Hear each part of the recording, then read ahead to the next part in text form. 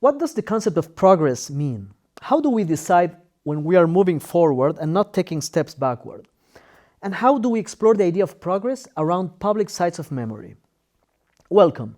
My name is Pablo Palomino. I am a cultural historian, assistant professor of Latin American and Caribbean Studies, and Mellon Faculty Fellow with Oxford College at Emory University.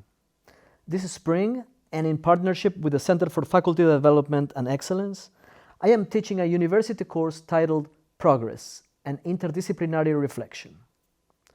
As part of this course, we have developed a teach-out to complement and deepen our understanding of progress. This teach-out is an invitation to think about what progress means and how you can look for it wherever you are, in your city, your neighborhood, and even in your own ideas about the place you live in. We will interview a number of people who work in Atlanta, this big and complex city in the state of Georgia, the historically called Deep South of the United States. But the questions and places we will see here are probably comparable to many of other places in the world on what it means to progress. A city is a place formed by multiple smaller places. Those places are constantly in flux, although they can change at different paces, and as the Beatles song puts it, some have gone and some remain. What are the forces that shape and then change the places we inhabit? How do people connect with places in our modern cities? And the main questions we ask in this teach-out: do places progress? How can we measure in them whether there is any progress? To ask ourselves about progress is to relate ourselves to the passing of time. And the passing of time is visible especially in the transformations of the space. To walk your city makes you see changes and continuities from which you may judge whether there was or is progress. But these changes in the built environment of our cities is itself the result of human actions and intentions, of municipal planning, of commercial enterprises, of communities projecting themselves. In other words, in our cities we can see the results of our plans, our attempts to create the future. Neighbors, political groups, corporations, governments, schools, and other organizations, they all shape the city, leaving traces that allow us to see in what directions they transform our lives. We will talk with several interesting people whose work relates to Atlanta's past, present, and future. We will talk with Rose Library archivist and librarian Gabrielle Dudley to learn more about how to find and use resources on public history.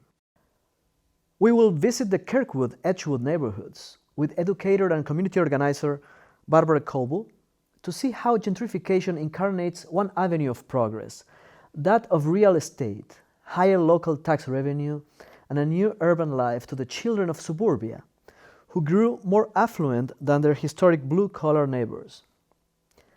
And the other side of apparent progress, experienced by the people who traditionally inhabit these places and now face urban and economic challenges. We will discuss Stone Mountain, an infamous key site of the Ku Klux Klan, but also a major recreational place for Atlantans and Georgians.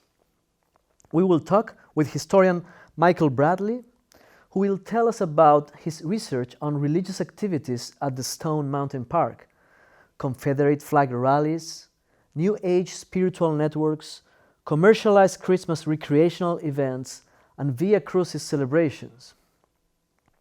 From this vantage point, we will see how demographic changes affect the apparent immutability of Stone Mountain's Confederate carving and its associated ideologies. We will visit Plaza Fiesta and talk with Julio Penaranda and Vayala Hartfield Mendez about the evolution of a shopping center and its strong impact on the Latino community in Atlanta and the larger identity of Atlanta as an international city. All these places can be seen as sites of memory. In other words, places that carry a past in them for the people who use or inhabit them, and that for that reason mark the passing of time and allow for a contrast with our present.